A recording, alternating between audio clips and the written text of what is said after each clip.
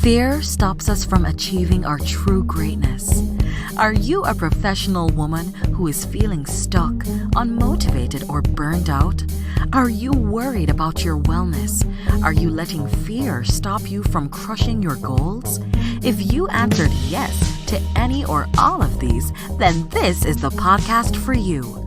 Dr. Charmaine Gregory, Nightshift emergency physician, burnout thriver, and wellness champion, along with everyday heroes just like you, will explore how to face fear in our lives and emerge victoriously.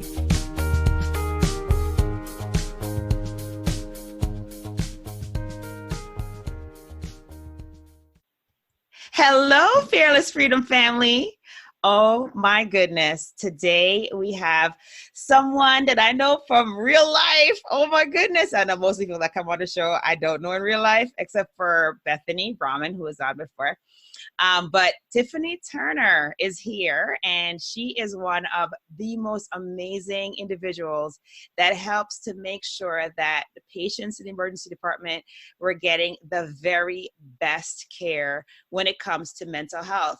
And I am so appreciative for all of the years of service that Tiffany has contributed to our department. And I know that she's up to some really cool things these days. And I know she's going to tell us all about that. Tiffany. Hi, thanks so much for having me on. Thank you for coming on, because I know your life is busy, girl, so I appreciate it. Yeah. So you want to tell the tribe about what you're up to and what you do? Sure. So as you stated, I was in the emergency room for a long time, 14 years doing behavioral social work, evaluations, helping with traumas, doing crisis stuff, work, help supporting providers, and then kind of transitioned into this care management, new up and coming, which isn't really new. It's been around for 5 or 6 years, but it is really kind of blooming with behavioral health and the insurance and medical field really recognizing that if people are struggling with behavioral health things, affording medications, getting to doctor's appointments, life stressors, they're not able to be compliant with all of the medical things that are going on, missing diagnosis, missing treatments, missing appointments. So I kind of wanted to see what the other side of the fence was. I had been in outpatient therapy. I had been in wilderness therapy and schools, kind of done the gamut of social work, and I wanted to go from the crisis and how they end up in the ER to like what could be done ahead of time. So I've been doing that the last couple of years, and then most recently, and I continue to do that with peds, a couple of pediatric offices in Ann Arbor, but most recently, a good friend who also has worked in some emergency rooms and I decided to open a private outpatient therapy practice. Nice. Okay. All right. Yeah. Do tell more about that. How did that come about? So with as quickly as healthcare is changing, we started realizing a couple things. We saw a lot of patients that couldn't find the right therapist that had experience, especially with chronic medical illness, things like that. But the biggest kind of trigger was that we saw patients getting mental health care that would refuse because of the stigma of mental health to go to an outpatient mental health clinic. And so they would come see us in the primary care office or pediatric office because we weren't really those people. And so there was all this compliance. We were able to dig through, sort through issues, trauma that had led to diabetes because they're in their 60s and 70s and had never discussed it with anyone because they didn't want to label themselves as somebody. They didn't want somebody else to label them, and they didn't want to have something on their health chart that said they had a mental health diagnosis. Right. And then the other thing that we noticed was when I was in the ER, I met nurses and techs and clerks and docs who were experiencing secondary trauma from the things that we would see. I had many debriefings of, babies that had come in and passed away, or things, and that feeling that the providers and the nurses and everybody else had of like, what could I have done to do this differently?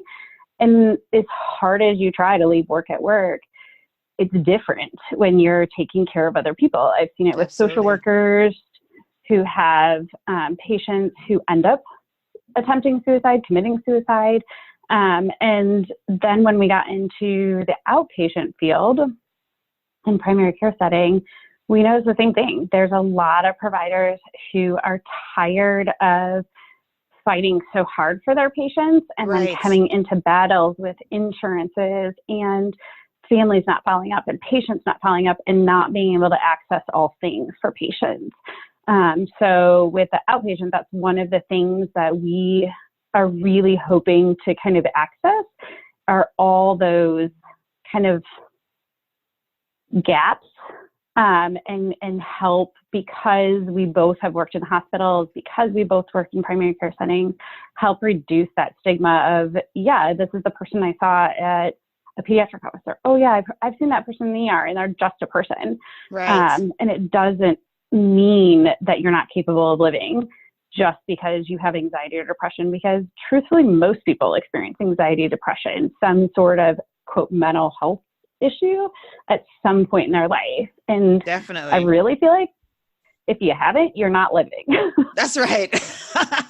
Hello. Right. I mean, it's just life. Life can be stressful. It can be overwhelming and it can be sad. So there shouldn't be such a stigma attached to that. Wow. You know, that is such, that's so powerful. You guys are in the space and looking to reach out in this way, because like you mentioned, I mean, you kind of touched on it with the micro traumas, literally, you know, there've been studies that have looked at our PTSD as, you know, people who provide care in the emergency department. It's like off the charts, like worse than soldiers in battle, you know, because of all the times, like you mentioned, when we lose a child or we lose a patient or we have to deal with something difficult and then move on as if nothing has happened to the next person so that you can give as much of yourself as you typically would to that patient, because it's not fair to the next person that you see after you've had a loss for you to carry that to them, right? Because they had no role in that. They have no reason to have impact from that. So, you know, but we don't deal with it, right? I mean, you talked about debriefing, and yes, the debriefing has made strides as far as, you know, helping us to deal with those micro traumas, but, you know, it's the next step, right? It is, what do you do after that? Do you feel confident going to, what is it called? EAP? Is that what it's called? The service to hear? Employee assistance right. program. I mean, do you feel confident going there and then having it be known that you're having a problem, or say even if your problem is not that you are having an immediate issue related to that particular case, but maybe you're having an issue overall. Do you feel confident going there? I mean, even though it's confidential, you may not feel confident because of what you mentioned. There's a stigma. There's a stigma associated with you as a person delivering care to patients.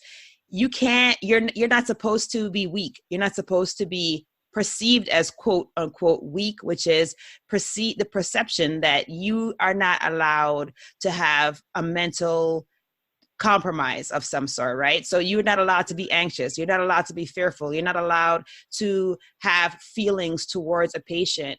You're not allowed to have the feeling like of depersonalization, of lack of autonomy, of lack of caring, lack of giving, and essentially you're not allowed to be burnt out because you have survived training. You're supposed to be the strong one. You're supposed to be the captain of the team. And, you know, whether you are in the category of a nurse, in the category of a tech, in the category of a physician, we are affected greatly every single time we are exposed to micro traumas. And it is not dealing with it, not feeling like there's a safe space in which you can, you know, get it dealt with. That was what compounds to lead to burnout. And so, you know, I am just so excited that you guys are doing this work because, you know, if we're feeling it as the people who are delivering the care, I could just imagine like how the patients feel. because like you said, there's many communities where if you have any sign of mental illness, or, you even have a chink in your quote unquote armor, you're not considered to be a viable member of the community. It's like, you shouldn't be depressed. Like, right. You're Latina, like, we don't get depressed, like, whatever it is, whatever your community, your background is, that stigma is just there in general. Well, and since I've been working in this field for a long time, like I said, in a lot of different areas. And what's interesting to me is when I look at mental health, I see it the same as asthma, diabetes. Like, there are so many medical conditions. Think of allergies. When somebody gets diagnosed with an allergy, it drastically impacts their life. It can impact what they eat. It can impact how they sleep, their self-care, their socialization, because they can't go to certain restaurants because of oil, like the peanut oils, and just different things. And people have different levels of allergies. So it could just be contact. It could be ingestion. There are medications for that. Mental health is the exact same way, but for some reason it's isolated. Like, you can have depression but continue functioning in your day without medication, just like you can have allergies and not need an EpiPen every day. Like, there are so many different levels. And then there are mental illnesses that are absolutely debilitating. And not everybody likes the medication, and that's okay. But we would not treat, people who are considered experts in their field, or providers, or health caretakers, or, just people who work in professions, pharmacists, other things like that. We wouldn't discriminate against them if they had a food allergy. That wouldn't be on their job application. That is such an awesome analogy. Oh my God. That's such an awesome analogy, because, you bring up a very important point, because you're right. We wouldn't discriminate against someone who is providing care to others because they have a food allergy. But on every credentialing app, and every time you go to get your license renewed, they ask that question about your mental health. Yep. And if you tick that box, you're going down a road that may or may not be pleasant. You know what I mean? And right. So people don't tick it, and people who should tick it don't. And so they don't get the help that they need. And it's really a rough spot, for us to be in. Well, and it's the same thing, it's not just helping professionals, but it's also like veterans. Because of what they do, they all have some level of trauma. Whether they shut it out or show it, they've got to have some level of anxiety. It doesn't prevent them from doing their job, but if they admit to it, they're not able to do their job. And so it becomes this oxymoron of wanting to get the help, but being afraid you won't be able to do the thing that makes you happy and that you're passionate about. And that's the biggest thing, is if we started allowing people to be vulnerable, to allow connection with their emotions, they might actually be better care providers, because they can say, yeah, I've been there. I've had those really awful days, and I felt really sad and not wanted to get up.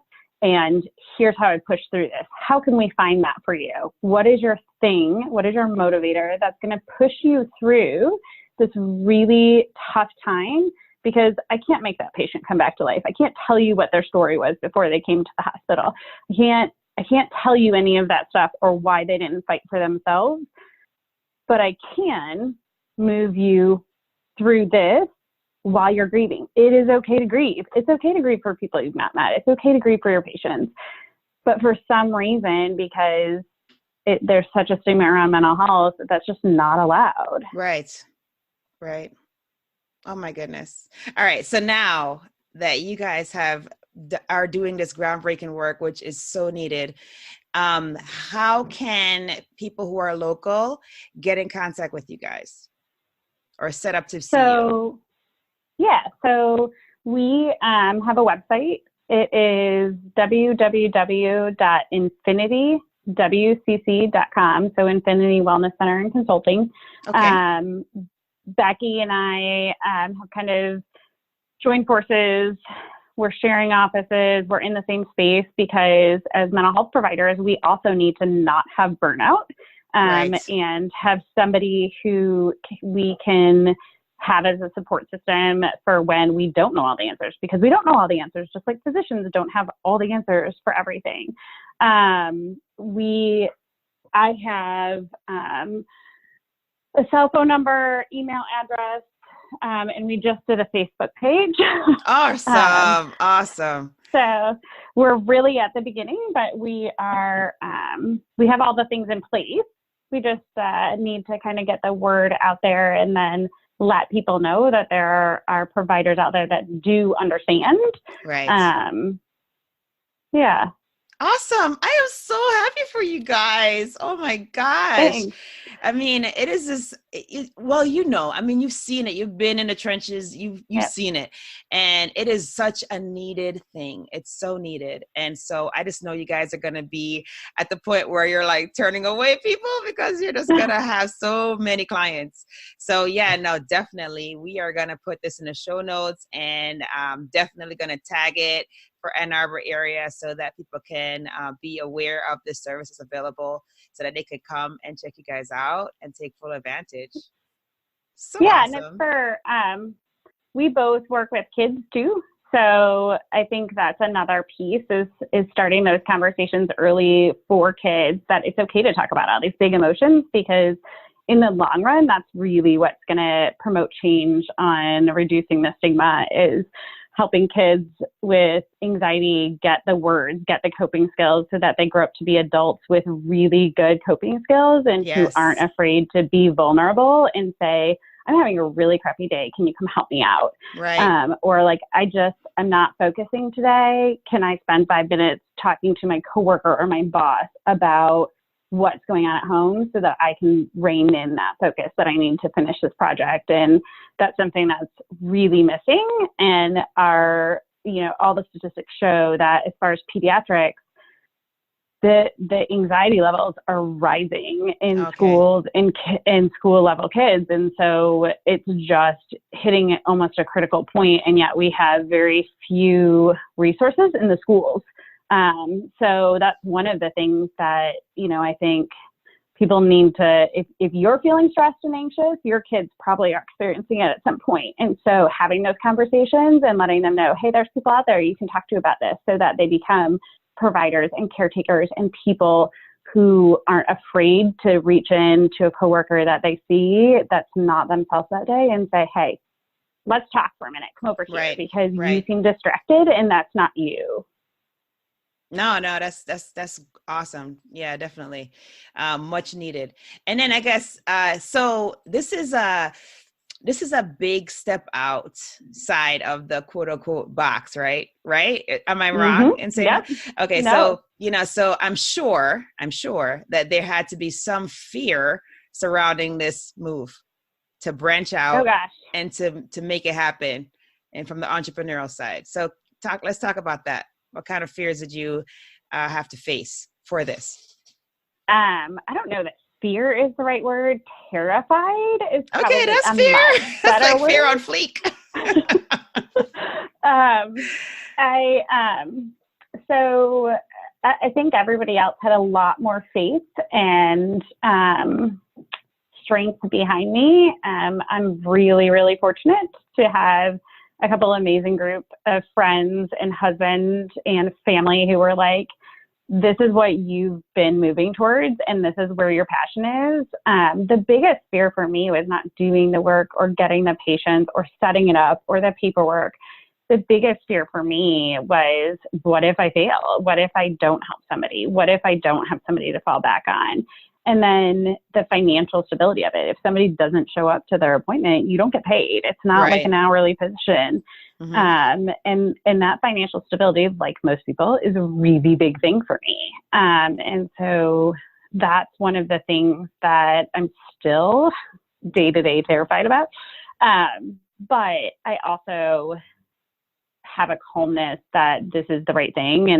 And I don't know, I don't know that I would have done it without having Becky by my side in the friendships and support system, because Becky is like, nope, we're doing this and this is the right thing. And I wouldn't want to do it with anybody else. And you're amazing and we can do this. And so you are amazing, by the way. So she's right. Thanks.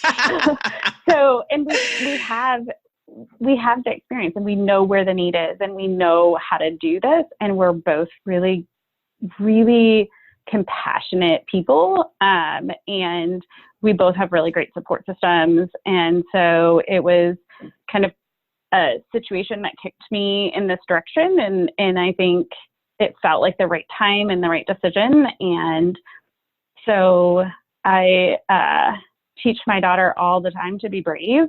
And so this was one of those do as I do, not as I say kind of things. And I really wanted to show her that you can, it's not just words. You really sometimes have to do the thing you're terrified about to get to what you want and make that risk. And if it doesn't work out, at least you can say you went all in. That's right.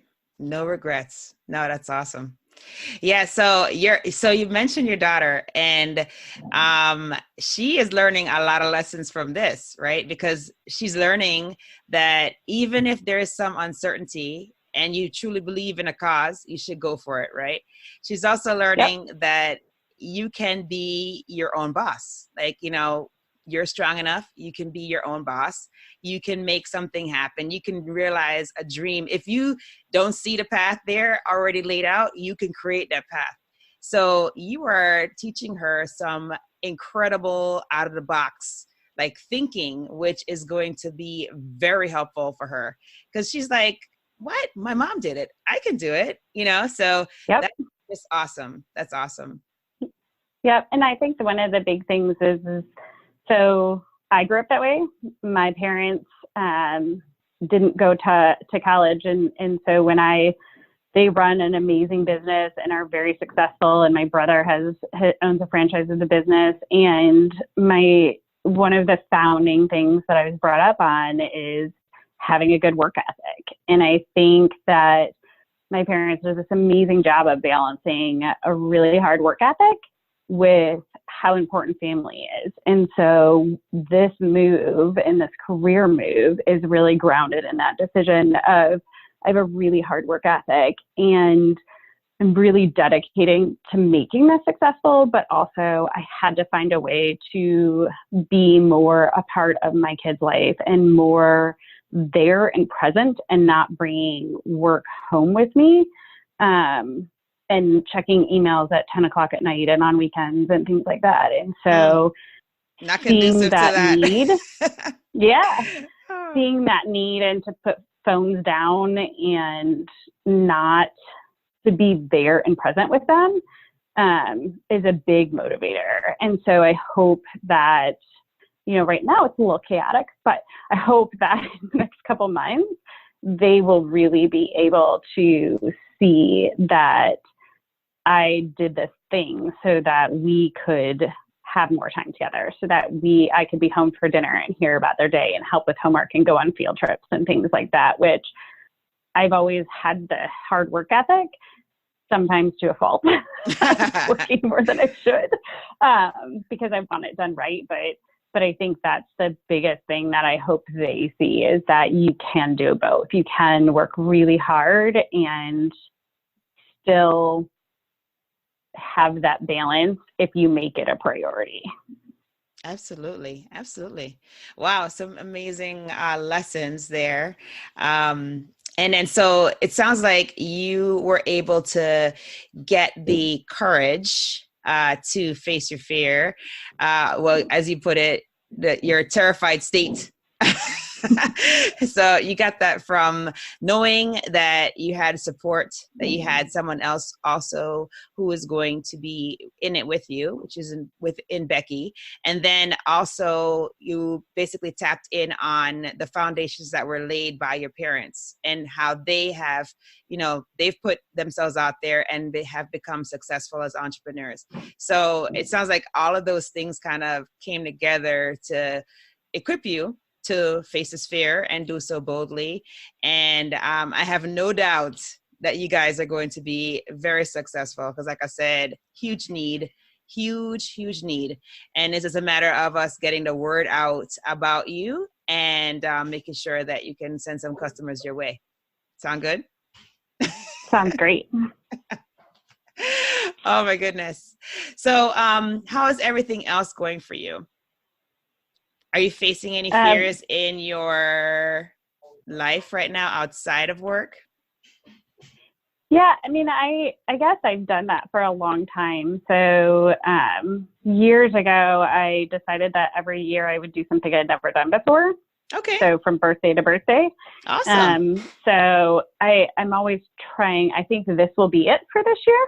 Okay. Well, this is a big one. But yeah, I mean, I studied abroad in Australia and I moved and took a wilderness therapy job, having never spent a night in a tent. That's brave.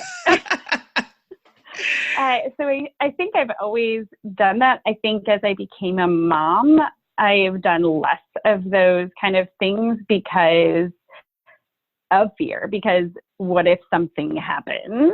I don't want to miss out on my kids. So I think that this is my thing for this year, but as of next year, I don't know. I think that I'm always trying to find that thing that will challenge me and keep pushing me forward. Awesome. Because you know, I'm sure that every time that we push ourselves, there's amazing growth that comes from that. So, you know, that's a great plan from birthday to birthday to have that one thing that's gonna allow for maximal growth by pushing yourself. Sweet. Yeah. All right. Okay. And then so we are at that point. We're having an amazing conversation, loving every minute of it, super excited for all the things that you are up to and that you're doing.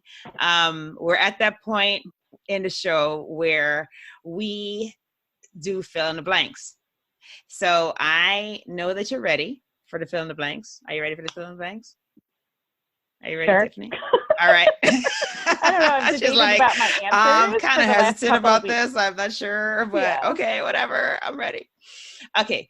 So the first one is, if I am fearless, I will. If I am fearless, I will continue to push myself in all, like personal, professional ways to find out what's next without any consideration for the what ifs. Sweet. And if to you, fearless freedom means? Fearless freedom. Oh gosh, this is the one I've gone around and round and round about. That's okay. Just go whatever's on your heart. Go whatever's on your heart. I think fearless freedom to me means living by the true values that you have and basing your decisions on that, because that always brings it back and shows whoever's around you that you stand for something. Nice. Bringing it back to those core values. That makes all the difference. And last but not least, my battle cry is? Being brave. Definitely Nice. Being brave. It's something that I say every single day because that can get you through just about any situation. Indeed. Thank you so much for being on the show. Super excited. And thank you for having me. Oh, yeah, no problem. I'm like, you guys can come back on again. If you want to bring Becky on next time, you guys can both come on. Hey, I'm all about promotion, girl. However you can promote your stuff, you do it, because get the word out. That's how you get clients. That's how you make a difference. So absolutely. Cool. All right. Well, thank you so much for your time. I really appreciate it. The tribe appreciates it. And we look forward to hearing all the exciting things that you guys are going to be up to. All right. Thanks so much.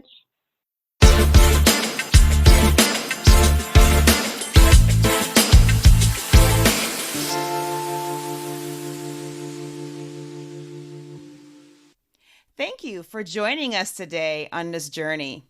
Fear is all around us. It strives to stop us from achieving our greatness. We have the tools to be overcomers. By sharing our stories, supporting each other, and doing self-reflection, we can do this. If you found value in this conversation today, please be sure to subscribe to and share this podcast with your friends. By going to your favorite podcast platform, leaving a review and a 5-star rating, you will help to get the word out about it. And that is much appreciated. Thanks again for spending time with us. I appreciate your time and your attention. It is my hope that you will punch fear in the face today and that you will be strong, be brave, and unleash your greatness.